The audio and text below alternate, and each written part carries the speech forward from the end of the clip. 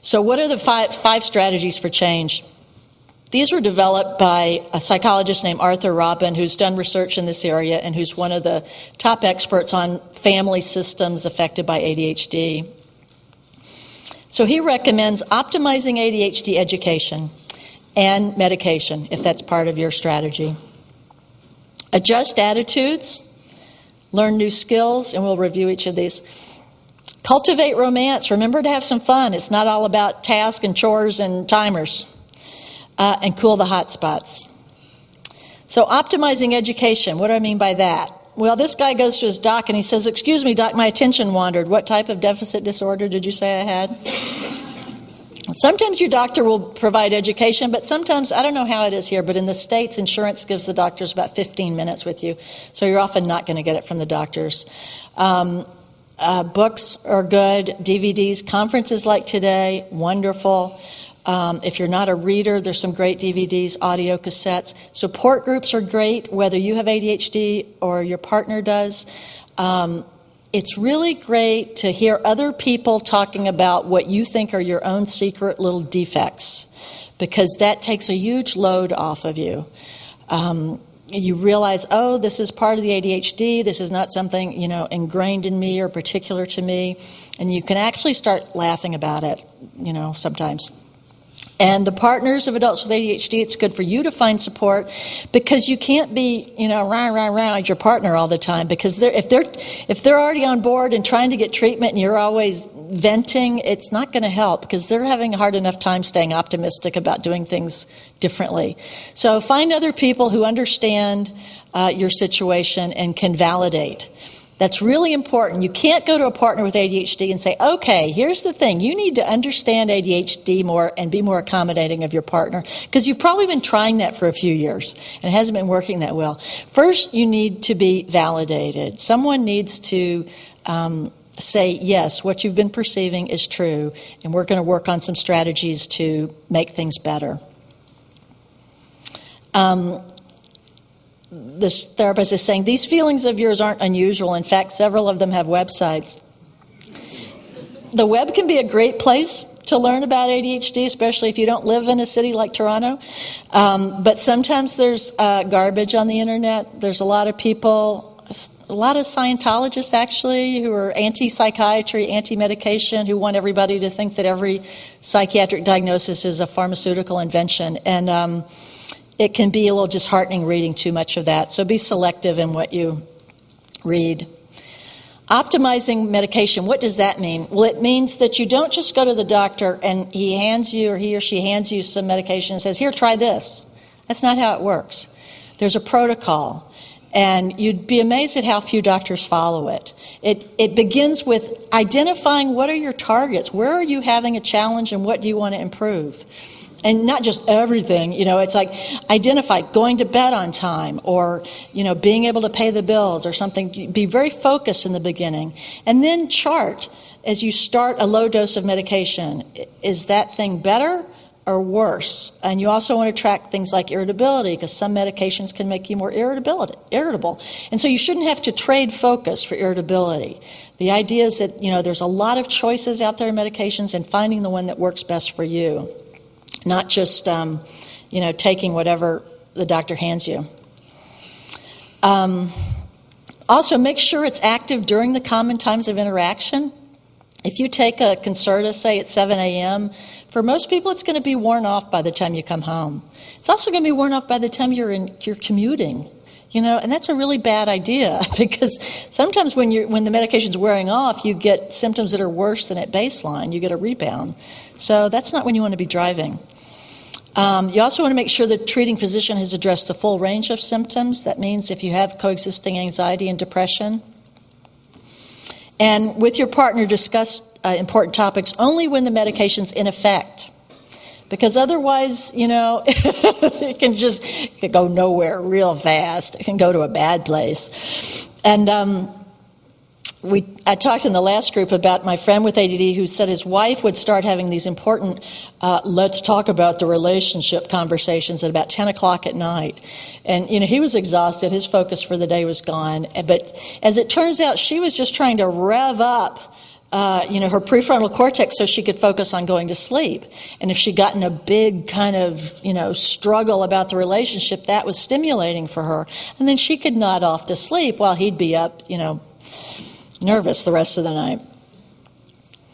Once you find that medication, if you're happy with and you know it, stick with your dosage. And sometimes that means starting out keeping a journal at the beginning, because believe it or not, sometimes you'll forget how things used to be. I hear more people with ADD say, well, I've been doing pretty well since I've been on this medication, but I'm going to start weaning off it. And it's like, well, okay, why are you doing that?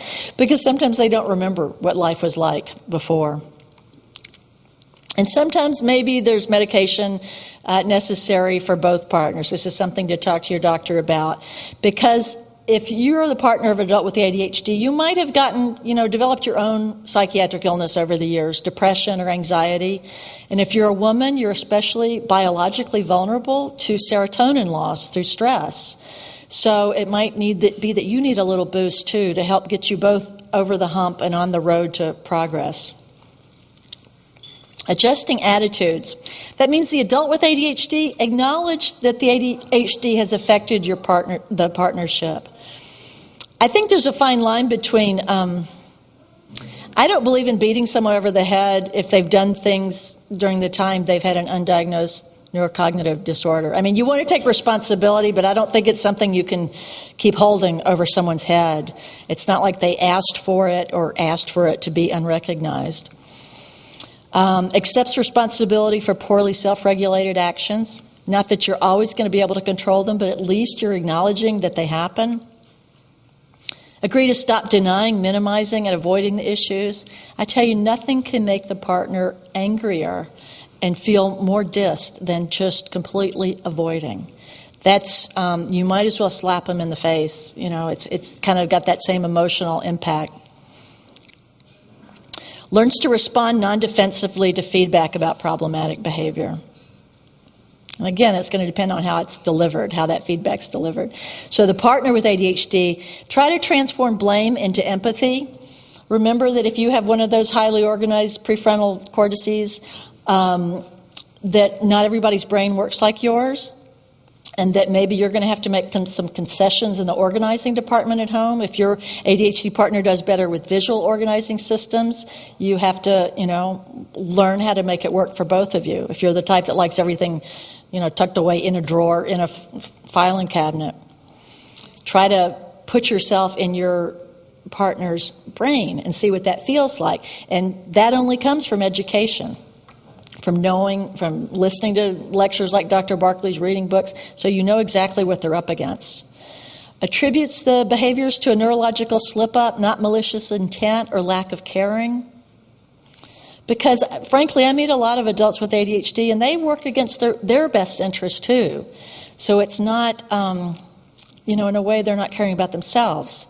So it's not like a personal thing against you. One guy came to a meeting one time. He just sat down at the table and he says, I've read about this oppositional personality thing. He says, I oppose myself. Things I oppose myself. And another guy, we were talking about sleep, and he says that he so much resists going to sleep, he has to trick himself into going to sleep. And if he told himself, okay, we're going to go to bed at 10 o'clock, then his oppositionality would crop up and he would oppose himself. Tell himself to go to hell, I guess. I don't know. And so what he has to start doing is tricking himself. Like, okay, I'm not going to bed now, but I'm going into the bedroom and I'm turning on the nightstand light. It's like he's talking to another person, I'm not going to bed now, but I'm going to turn down the covers. I'm not going to bed now, but I'm going to sit here in bed and read. And that's how he kind of coaxes himself into sleep. I love my adult ADHD meetings. We have the most interesting conversations. And there's so much insight, because a lot of these guys, it can take a few decades before you're going, I've got some problems, I need to deal with them. So a lot of these guys are in their 40s and 50s. Understand that your partner with ADHD might have difficulty accepting responsibility for actions until they know why they happen, psychoeducation, and receive tools for change, medication, and other strategies. And I can't tell you how much I hear this in the partners group, and I'm always stunned by the illogic of it. They'll say, well, she knows she has ADHD, and she's still disorganized. And it's like, I can know I'm overweight, but that doesn't mean I've automatically gotten skinny. It just doesn't work like that. Awareness is the first step. It's not, the end all and be all. If you can find a good therapist, find one who knows about ADHD. Otherwise, you can make things worse. This one is a pretty practical one. She says, Carol, stop telling Lee he has his head up his rear end. And Lee, well, get your head out of your rear end. Adjust your attitudes, both partners. Accept that there's going to be blunders. And especially in the beginning, this can be really hard because if you're like most couples, the person with ADD can do better, even without medication or knowing there's ADD or anything, can do better for a couple of weeks. And so you've seen this pattern with the roller coaster going up and then dropping. But then after a while, they can't sustain it.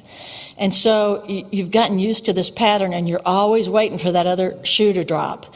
And so when you start into treatment, you're still waiting for that shoe to drop. And it's going to drop.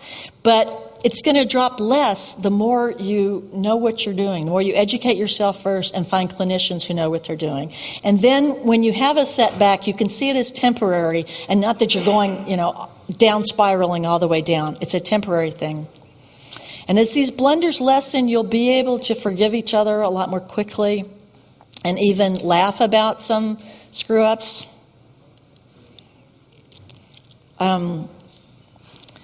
Declutter the home, streamline, label, learn communication and conflict resolution skills, practice empathy, compassion, and forgiveness, seek help from whoever you can find it from, and hire out chores whenever you can. Sometimes women with ADHD in particular, they don't like farming anything out because they think it means that they're not fully capable, whether it's cleaning their house or cooking or something. It's not a sign of weakness. It's a sign of intelligence, to try to farm out what you can. Always have a plan B. Remain flexible while keeping sight of what's important. If you're the partner of someone with ADHD and you want to be at the play or the theater or whatever it is at the opening time, and there's a chance, given the afternoon's logistics, that your ADHD partner might be late, take separate cars. Don't sit around fuming and then arrive late to the play and then chew out your partner all the way home in the car when he can't get out, when he's a captive audience in the car. Make liberal use of humor. Remember to have some fun. And sometimes you can get caught up with all the tasks that need to be done. You might need to schedule a date night or something. It sounds corny, but it really works for a lot of people. And resolve ADHD's top 10 relationship challenges. Well, what are those? How are we doing on time, by the way? Huh? 30 minutes, okay. So what are those? Well, according to one survey done by Dr. Robin, he queried, I think it was 32 couples, each partner in the couple.